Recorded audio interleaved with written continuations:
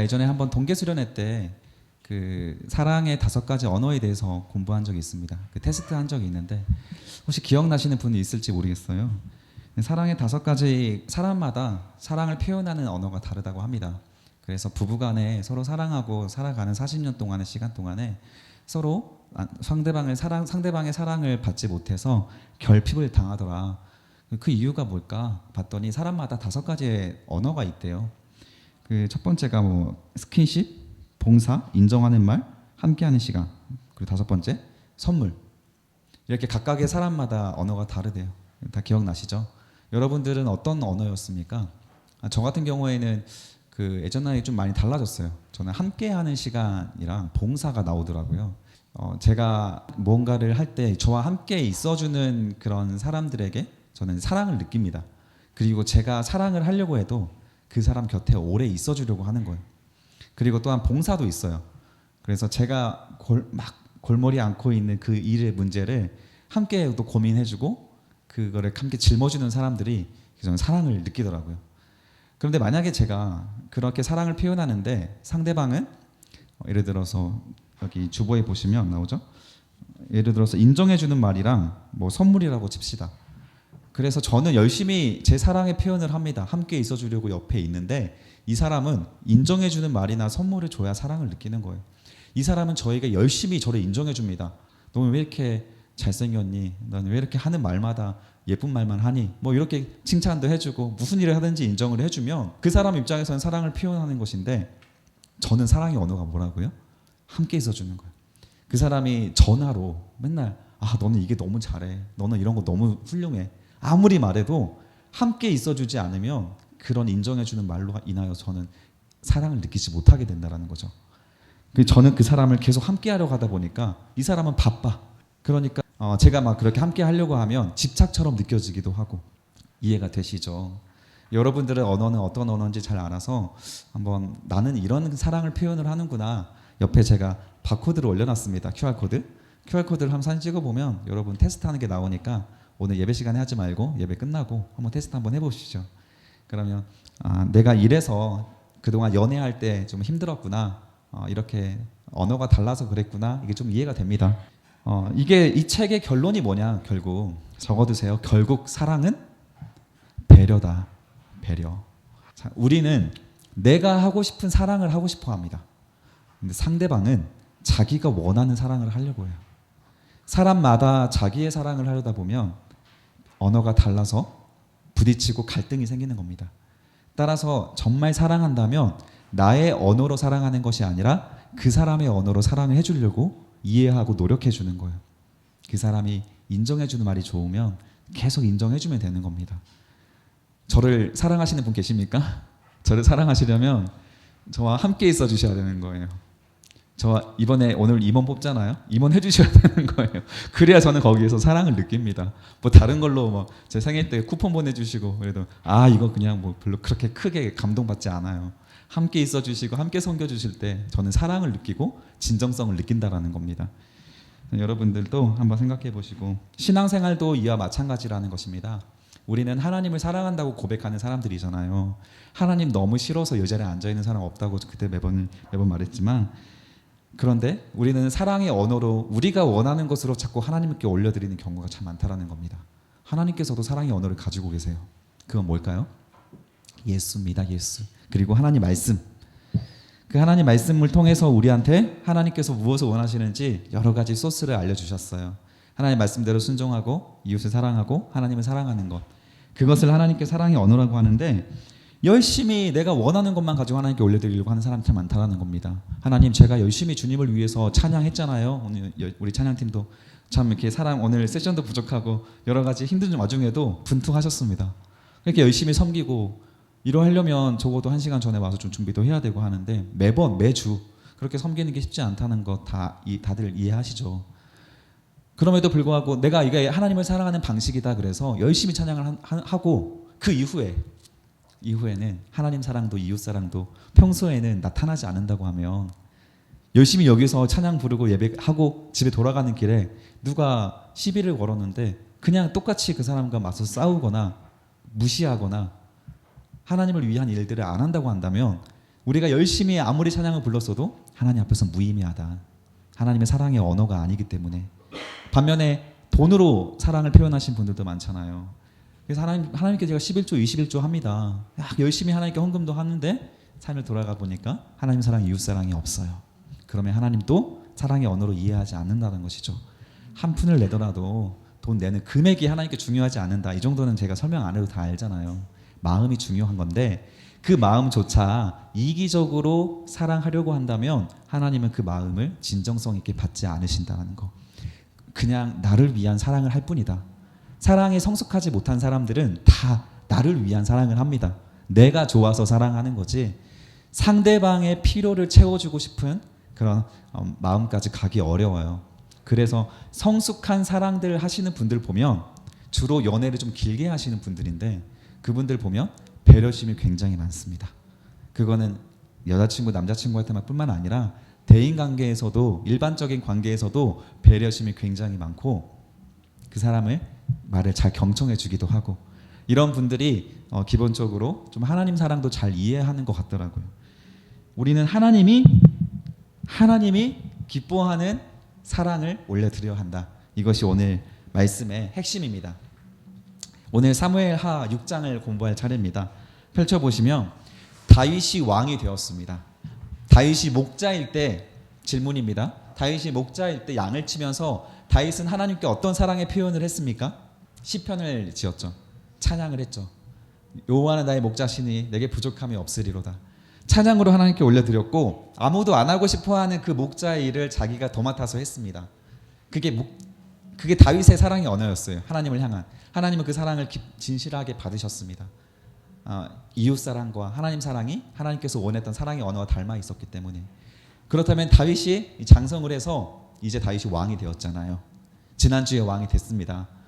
왕이 된 다윗은 자기가 가진 권력과 능력으로 하나님을 위해서 사랑을 표현하려고 하지 않을까요? 당연한 거죠. 목자였을 때 목자의 직업으로 하나님 앞에 사랑을 올려드렸기 때문에 왕이 되었다면 왕이라는 직업으로 하나님께 사랑을 올려드리는 겁니다.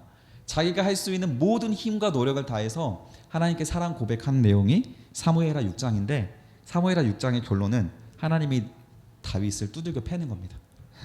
반전이 일어나요. 한번 봅시다. 다윗이 1절에 보니까 다윗이 이스라엘에서 뽑은 무리 3만 명을 뽑았어요. 그들을 뭐 하려고 뽑았냐? 2절에 보니까 일어나 자기와 함께 있는 모든 사람과 더불어 바알레 유다로 가서 거기서 하나님의 궤 동그라미 해주세요. 하나님의 궤가 뭐죠? 언약궤 기억나시죠? 예전에 한번 사무엘이 집권하기 전에 그 블레셋과 전쟁에서 빼앗겼다가 그 언약궤가 블레셋을 5개 지역을 막 옮겨 다니면서 그곳에 저주를 막 내렸잖아요. 하나님의 언약궤를 막 함부로 만지고 들여다보고 그랬다고 해서 그 언약궤를 그래서 지금 기란 여아림이라고 하는 유다 지역으로 가지고 왔는데 다윗이 왕이 됐으니까 그 언약궤를 왕궁에 갖다 놓자. 그래서 이스라엘을 우리나라를 하나님이 다스리고 하나님이 중심이 되는 나라다. 이것을 하나님 앞에 올려드리는 신앙 고백으로 언약궤를 성전으로 가지고 오자. 그런 고백을 하는 거예요. 왜냐하면 지금 성전을 막 새로 지으려고 준비하고 있는 와중이잖아요. 지난 시간에 보니까 히람이라고 하는 두로왕 히람이 100한목도 보내주면서 열심히 성전 너희 집을 지으라고 좋은 재료도 막 보내줬고 그래서 집을 막 세우려고 하다 보니까 왕궁을 세우려고 하다 보니까 거기에 하나님의 언약궤가 오면 얼마나 좋을까. 다윗이 가진 특별한 하나님을 향한 사랑으로 언약궤를 가지고 오는 일을 하는 거예요. 그런데 다윗이 그 일을 위해서 3절에 보니까 그들이 하나님의 궤를 어디에 실었어요? 새 수레에 세웠습니다. 자, 여기서부터는 이제 모태신앙 정도 되면 많이 들었던 설교입니다. 새 수레에 실어서 산에 있는 아비나답 집에서 가지고 나오는데 아비나답의 아들, 아비나답은 제사장, 대제사장입니다. 우사와 아효는 제사장의 아들이니까 그 사람들도 제사장들이에요. 오늘날 따지면 목사님 아들들입니다. 그리고 이분들도 목사님이시고, 자, 그 새 수레를 그들이 몰아서 오고 있습니다. 그래서 이 언약궤를 가지고 나오는 일에 담당자가 우사, 한마디로 담임 목사님이 우사라는 거예요. 이 일에 있어서 우사를 필두로 뒤에는 3만 명이 따르는데 그 3만 명은 뭐 하냐? 4절에 보십시오. 그들이 산에 있는 아비나답의 집에서 하나님의 궤를 싣고 나올 때에 아효는 궤 앞에서 가고 5절에 보니까 다윗과 이스라엘 온 족속은 잣나무로 만든 여러 가지 악기와 수금과 비파와 소고와 양금과 제금으로 여호와 앞에서 연주하느라. 여기 몇 가지 세션이 나왔습니까? 수금, 비파, 소고, 양금, 제금. 이거는 지금 이스라엘에서 존재하고 있는 모든 악기를 다 말한 겁니다. 우리가 할 수 있는 찬양의 모든 능력들과 실력들과 악기 못하는 사람들은 길거리에 사열해가지고 목소리로 찬양단이 3만 명을 동원해서 길거리 사열을 한 거예요. 우리 여기서 군인 두 분 계시니까 아시잖아요. 연대장 하나 오시면 거기 그분들 앞에서 길에 사열한다고 하면 준비 하루 이틀 하는 거 아니잖아요. 굉장히 열심히 준비하고, 예전에 한번 말했었죠. 저도 별 스타 원스타가 온다 그래가지고 3박 3일 동안 모래를 쓸었습니다. 길에 모래를. 그래서 그 차가 오는 길을 갈고 닦았어요.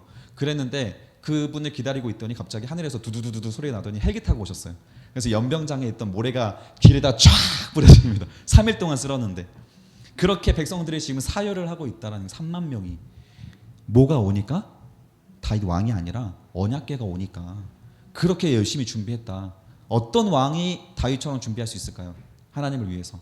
왕은 할 수 있는 대로 최선을 다했습니다. 그리고 새 수레라고 하는 거는 이스라엘에서 제일 좋은 수레겠죠. 그냥 쓰던 수레가 아니잖아요. 그냥 뭐 싸구려 수레가 아니잖아요.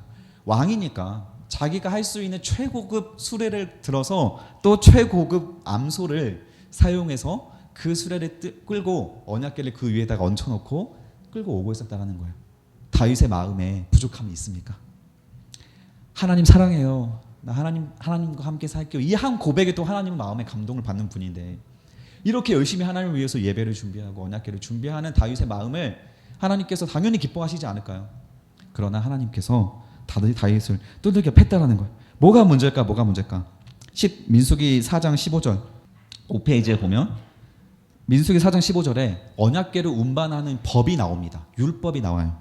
진영을 떠날 때 아론과 그의 아들들이 성소와 성소의 모든 기구 덮는 일을 마치거든 고핫 자손들이 와서 맬 것이라. 그러나 성물은 만지지 말라. 그들이 죽으리라. 만약 물건 중에서 그것들은 고핫 자손이 맬 것이며. 자, 누가 언약궤를 매야 한대요? 고핫 자손. 고핫 자손이 제사장들입니다. 레위인들이에요. 레위인들 중에서도 고핫 자손에 속한 사람들이 언약궤를 매야 한다고 하나님께서 정해 놓으셨습니다. 아무리 좋은 수레, 아무리 좋은 암소, 하나님께서 중요하지 않다라는 거예요. 하나님의 사랑의 언어가 아니다. 하나님의 사랑의 언어는 하나님 말씀하신 대로 지키고자 하는 사람, 그 사람의 그 행위가 하나님의 사랑으로 인정하는 언어가 된다라는 거. 다윗이 그러나 이 말씀 몰랐어요. 왜냐하면 이 말씀 가르쳐줄 수 있는 사람이 없었습니다. 당시의 제사장들, 우리 사사기 공부하신 분들 다 알잖아요. 제사장들이 막 우상 숭배하는 거. 그때에는 다윗에게 알려준 사람이 없었기 때문에 그렇게 다윗이 자기가 할 수 있는 노력을 다해서 최선을 다했다라는 겁니다. 사람의 입장에서 최고의 것이 하나님 입장에서 최고의 것이 되지 못한다. 이걸 우리가 늘 생각하고 있어야 돼요.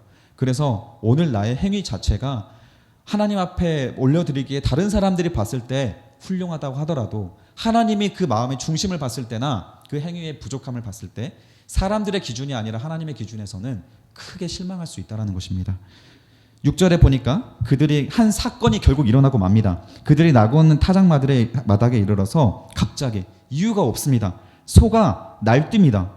갑자기 소가 날뛰므로 옆에 있던 다니엘 목사님 우사가 손을 들어 하나님의 궤를 붙들더니 갑자기 여호와 하나님이 우사가 잘못함으로 말미암아 진노하사 그를 그곳에서 치시니 그가 거기 하나님의 궤 곁에 죽으니라. 충격적인 사건이 일어났습니다. 하나님을 예배하는 이 자리에서 우리가 열심히 찬양 준비하고 예배 준비해서 예배 드리고 있는 중에 갑자기 설교하고 있던 전도사님이 심장마비로 죽으신 거예요. 대형 사고입니다. 대형 사고. 그래서 갑자기 모든 3만 명의 합창단이 일시 중단되고 분위기가 싸해진 그 상황을 상상해 보십시오. 옆에 있던 담임 목사님 잘못한 게 있습니까? 언약궤가 떨어지려고 하는데 이거 아무 의미 없는 이 십자가 하나, 이거 그냥 모형이잖아요. 십자가라는 의미가 중요한 거지. 이게 떨어진다고 했을 때 제가 안 잡을까요? 이게 제가 실수로 설교하다가 툭 쳤는데 떨어지려고 그러면 반사적으로 이렇게 잡겠죠. 떨어지지 말라고.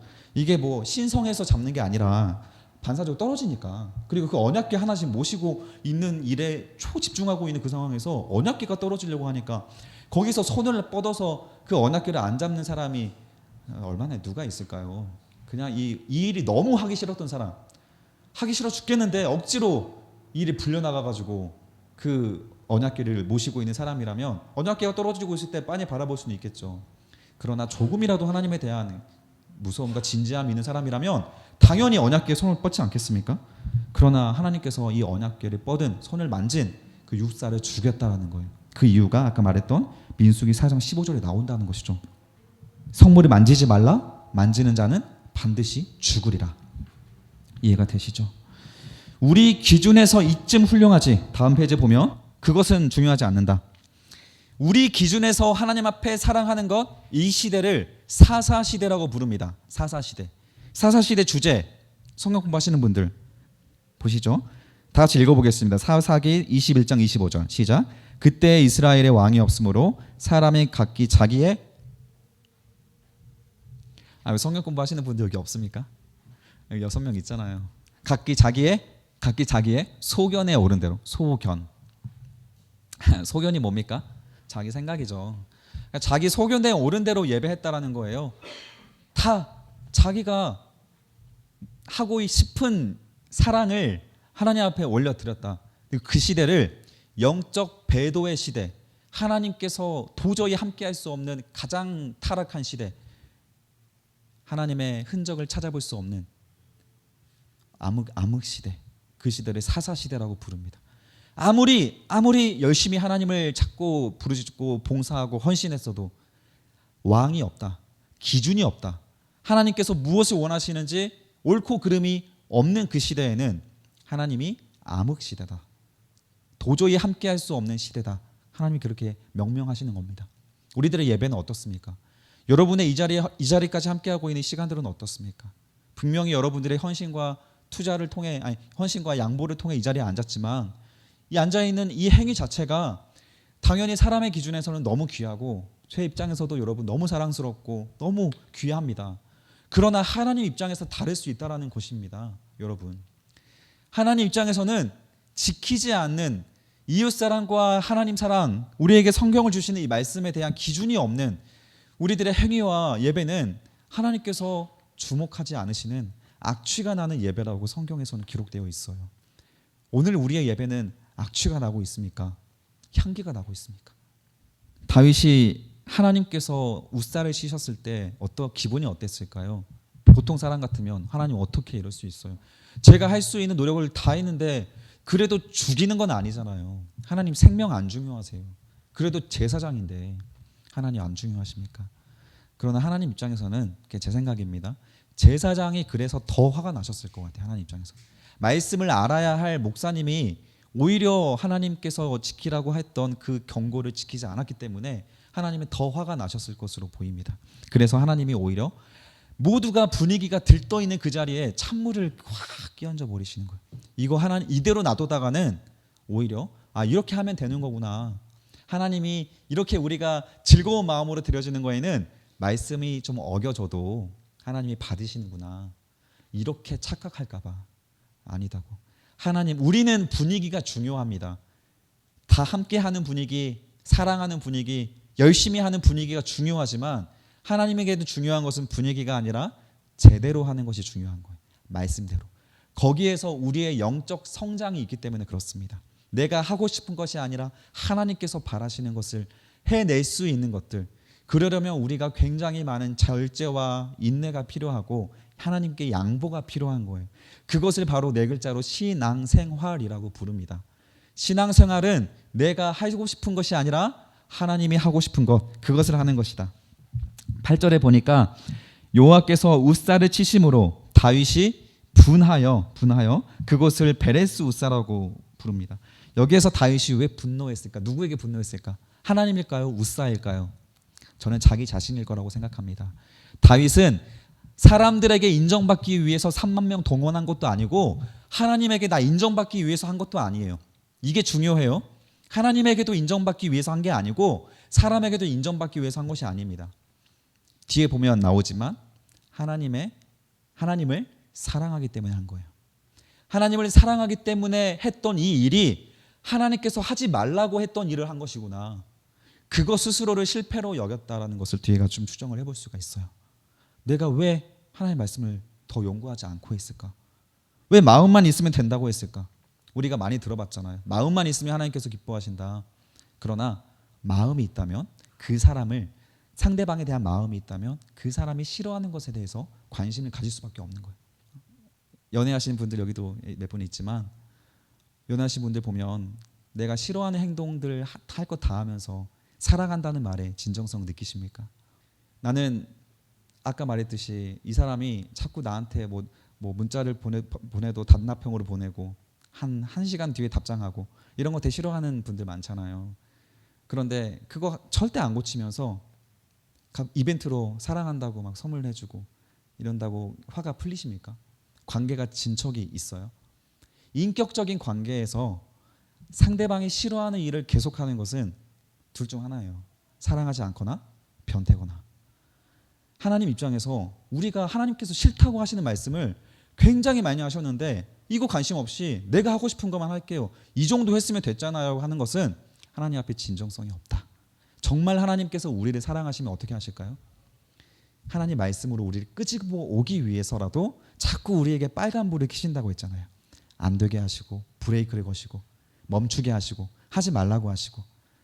왜냐하면 하나님 입장에서는 하나님과 같이 동행하는 것이 가장 성공적인 인생이기 때문에 우리가 하나님 앞에 예배할 때 우리가 가지고 있는 기도 제목을 가장 들어주고 싶으신 분은 우리 엄마 아빠가 아니라 하나님이세요. 하나님이 그 누구보다 우리가 부자가 되길 바라고 우리가 취직 잘 되길 바라고 우리가 결혼 잘하길 바라고 성공적으로 행복하게 살아가길 바라십니다. 그 누구보다 복을 주고 싶어서 안달이 나신 분이 하나님이신데 그 복을 함부로 줄 수가 없는 것이 자기 우상 숭배하면서 하나님 사랑하지 않고 자기를 사랑하면서 하나님께서 거기에다가 복을 주시면 결국 자기 함정에 빠져서 자기 사랑이라는 우상에 빠져서 멸망하게 될 것이 뻔하거든요. 다시 하나님에게 떠나서 사탄의 노예가 될 것이 너무 뻔하거든요. 하나님 입장에서 우리가 천국 가는 것이 최고의 성공하는 인생이라고 했잖아요. 그러나 천국 갈 수 없는 우리의 인생을 살아가는 것을 하나님은 당연히 막으실 수밖에 없는 것입니다. 그래서 우리가 아무리 우리의 입장에서 열심히 사랑했다고 할지라도 하나님 입장에서 옳지 않을 때 하나님은 빨간불을 켜실 수 있고 다윗은 그런 하나님의 진노와 분노에 대해서 똑같은 분노로 하나님을 떠나는 사람, 교회를 떠나는 사람이 되지 않았다고 했습니다. 다윗은 하나님 눈치를 보는 사람이거든요. 하나님이 무서워서 바짝 엎드립니다. 그리고 나서 9절과 10절에 보니까 다윗이 그날의 여호와를 두려워함으로 여호와를 분노함으로 아니라 여호와를 두려워함으로 이르되 여호와의 궤가 어찌 내게로 오리요. 나 같은 사람이 무슨 언약궤야. 나 같은 사람이 무슨 구원이야. 나 같은 사람이 무슨 천국이야. 나 같은 사람이 무슨 전도사야. 여러분 이 말이 막 틀린 말은 아닙니다. 이런 겸손함 속에 하나님의 구원이 우리에게 은혜로 다가오는 거예요. 당연한 것이 아니라. 은혜를 당연한 것으로 여기는 순간 우리가 가진 복음은 값싼 복음이 돼요. 우리의 우선순위가 하나님의 우선순위가 땅바닥으로 떨어집니다. 조금만 분주한 일이 있어도 조금만 급한 일이 있어도 가장 먼저 하나님을 떠나는 사람이 되어버립니다. 그런 사람에게 하나님이 어떻게 복을 주세요? 그래서 다윗이 하나님 앞에 두려워함으로 나는 언약궤를 받을 사람이 아닙니다. 다윗이 하나님의 궤를 옮겨 다윗성 자기에게로 메어가기를 즐거워하지 않고 가드 사람 오베데돔의 집으로 옮깁니다. 아마 자기의 어떤 부하였을 거예요. 부하의 집으로 옮겼는데 다윗이 그때마다 하나님 앞에 죄송하게 회개하고 기도했나 봐요. 11절에 보니까 여호와의 궤가 가드 사람 오베데돔의 집에서 3개월을 있었는데 여호와께서 오베데돔과 그의 온 집에 복을 주셨대요. 자, 이 소식을 12절에 보니까 다윗이 들었습니다. 어떤 복이냐 봤더니 모든 소유의 복을 주셨다. 다윗이 가서 하나님의 궤를 기쁨으로 메고 오베데돔 집에서 다윗성으로 언약궤를 다시 옮기는 작업을 시작합니다. 자, 오베데돔 집에 복이 임했는데 특별히 소유의 복이 임했대요. 그래서 모든 사람들이 볼 때에도 그냥 복이었던 거예요. 하는 사업마다 잘 되고 하는 질병마다 가지고 있는 질병마다 다 해결되고 문제마다 다 해결되고 자손들도 잘 낳게 되고 하는 모든 계획하는 바가 다 잘 되는 것들이 주변 사람들 볼 때에도 다 드러나는 거예요. 다윗이 그것을 보고 나서 기뻤습니다. 뭐가 기뻤을까요?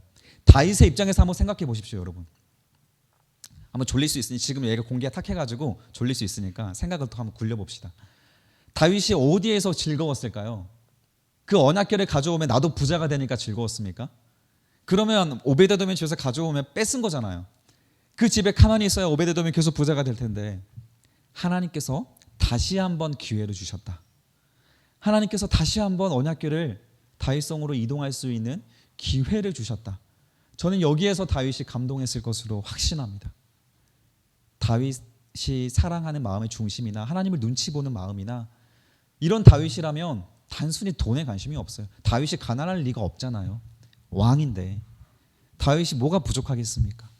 다윗이 부족한 것은 하나님 사랑이에요. 하나님한테 지금 얻어맞았잖아요. 자기가 계획했던 일을 다 무산됐잖아요. 언약 웁사가 죽어버렸지 않습니까? 제사장이 자기 때문에. 그 죄책감을 가지고 있었던 다윗이 하나님이 다시 한번 기회를 주시고 언약궤를 가져오라고 허락한 사인으로 받아들인 거예요. 다윗은 이것만으로도 기뻐하는 사람이었다는 것입니다. 기쁨으로 궤를 어떻게 해요? 메고, 여기에 동그라미 해주세요. 기쁨으로 12절에 보니까 언약궤를 메고, 우리는 이런 사람이 돼야 됩니다. 하나님께서 브레이크했다고 하나님 같은 거 없어라고 떠나는 사람 되지 마시고 뭐가 잘못인지 돌아보고 다시 성경을 연구해야죠. 연구했을 겁니다. 3개월 동안. 그리고 나서 보니까 밑에 적어놨어요. 역대상 15장 13절에서 16절 보면 여기에는 역대상은 열왕기상, 사무엘상하, 역대상하가 좀 이렇게 교차 병렬 구조입니다. 그래서 같은 얘기를 유다 사람의 기준으로 한 것이 역대상하예요. 자, 거기에 똑같은 이야기가 나오는데 역대상 15장 13절에 보면 전에 너희가 매지 아니하였으므로 우리 하나님 여호와께서 우리를 찢으셨으니 너희가 제사장들이 안 맸으므로 우리 하나님께서 우리를 혼내셨으니 이는 우리가 규례대로 그에게 구하지 아니하였다. 규례대로 동그라미 해주세요. 하나님의 사랑의 언어입니다. 규례대로. 14절 이에 제사장들과 레위 사람들이 이스라엘 하나님의 궤를 메고 올라가려고 몸을 성결하게 하고 율법대로 하는 겁니다. 모세가 여호와의 말씀을 따라 명령한 대로 동그라미 명령한 대로 레위 자손이 채에 하나님의 궤를 꿰어 어깨에 매니라. 다윗이 레위 사람의 어른들에게 명령하여 그의 형제들을 노래하는 자들로 세우고 비파와 수금과 재금 등의 악기를 울려서 즐거운 소리를 크게 내라 명령합니다. 즐거운 소리 크게 내려면 어떻게 해야 돼요? 강제로 웃어라 해요. 웃어라. 나 안 웃어? 빨리 웃어 하면서 억지로 즐거운 분위기 만들어내고 하나님의 지금 언약궤가 들어오고 있는 입장인데 너희들 다 침울할 수 없다라고 하면서 강제로 웃게 한 다윗이 왕으로서 할 수 있는 자기의 권력을 남용해서라도 하나님의 언약궤를 가져오고 있는 일에 말씀대로 순종하고 그 다음에 그동안 우리가 할 수 있었던 찬양과 또 악기와 성가대가 다 동원되어서 똑같이 하나님 앞에 예배했다는 거예요. 우리가 열심히 하는 그 행위 자체가 잘못된 것은 아니었습니다. 뭐가 잘못됐냐면 하나님 말씀대로 안 하는 것이 잘못되었던 거예요. 다윗은 그래서 그 말씀대로만 하고 그동안 했던 열심을 버리는 것이 아니라 열심도 그대로 가져가면서 하나님 말씀도 지키는 거예요. 이게 하나님과 우리와의 관계에서 가장 이상적인 관계. 하나님의 사랑의 언어를 들어서 하나님의 사랑을 배려하며 이해하는 관계. 그런 다윗에게 하나님이 어떻게 복을 안 주시겠어요? 주기 싫어도 줄 수밖에 없는 거죠. 밑에 보세요. 오늘날 예배와 생활에 대하여 우리의 마음만 있으면 된다는 말을 오해하면 안 됩니다. 우리가 하나님을 향한 마음이 있다면 하나님의 뜻대로 행동하는 것이 당연합니다. 내 생각이 아무리 옳다고 여겨져도 하나님의 말씀에 맞지 않는다면 하나님의 말씀에 맞추어 생각을 바꾸는 것이 정답이고 하나님을 사랑하는 성도의 마땅한 행위입니다. 중요한 부분에 밑줄 그어주세요. 내 생각과 하나님 생각이 안 맞으면 누구 말씀을 따라야 돼요? 하나님 생각을 따라야 된다는 거. 그런데 여러분 성경 안 읽고 성경 공부 안 하고 어떻게 하나님 따를래요? 그러면 사사시대 사는 겁니다. 그래서 여러분 지루하고 힘들어도 성경 꼭 읽으시고 그 성경 공부하시는 자리에도 함께 하셨으면 좋겠습니다. 하나님 말씀을 알아야 우리는 순종할 수 있습니다. 자, 오늘 성경 말씀 본문입니다. 다 같이 한번 읽어보고 마치겠습니다. 다음 페이지 시작. 병사로 복무하는 자는 자기 생활에 얽매이는 자가 하나도 없나니 이는 병사로 모집한 자를 기쁘게 하려 함이라. 경계하는 자가 법대로 경계하지 아니하면 승리자의 관을 얻지 못할 것이다. 우리를 모집한 자가 누굽니까? 예수 그리스도죠. 하나님이십니다. 하나님이 우리를 불쌍히 여기셔서 구원받을 수 없는 아직 죄인 되었던 신분 속에 우리를 깨어서 불러주셨습니다. 부모님을 통해서, 친구들을 통해서, 남자친구, 여자친구를 통해서 우리 주변에 있는 수많은 환경과 지인들을 활용하여 하나님께서 우리를 깨어 말씀의 자리, 예배의 자리까지 여러분들을 모셔왔다는 것을 믿으시길 바랍니다. 여러분들의 의지와 뜻이 아니라 하나님의 의지와 뜻으로 여러분들을 부르신 거예요. 그렇다면 이 부르심을 받고 모여있는 우리들의 현장 속에서 누가 승리자의 관을 얻게 되는가? 그것은 우리를 부르시는 자를 기쁘게 하는 자가 승리자의 관을 얻게 됩니다. 하나님을 기쁘시게 하는 방법은 딱 한 가지예요. 동그라미 해주세요. 경계하는 자가 법대로, 동그라미. 하나님 말씀, 하나님께서 가르쳐 주신 법대로 행동해야 승리자의 관을 얻게 되는 것입니다. 우리들을 부르신 이를 기쁘게 하는 신앙생활을 우리 해냅시다. 우리들의 감정이나 성격, 우리들의 꼬라지 이런 걸로 하나님 앞에 자꾸 이렇게 불신하는 모습도 보이지 마시고, 이왕이면 하나님께서 사랑하는 언어로, 하나님 기뻐하시는 모습으로 늘 한 걸음씩 나아갈 수 있는 사람이 된다면 하나님이 우리들이 여러분들의 각자의 인생 속에서 반드시 여러분들이 상상하지도 못하는 복으로 함께 하실 분이십니다. 그렇게 우리를 부르시고 초청하신 줄 믿으시기 바랍니다.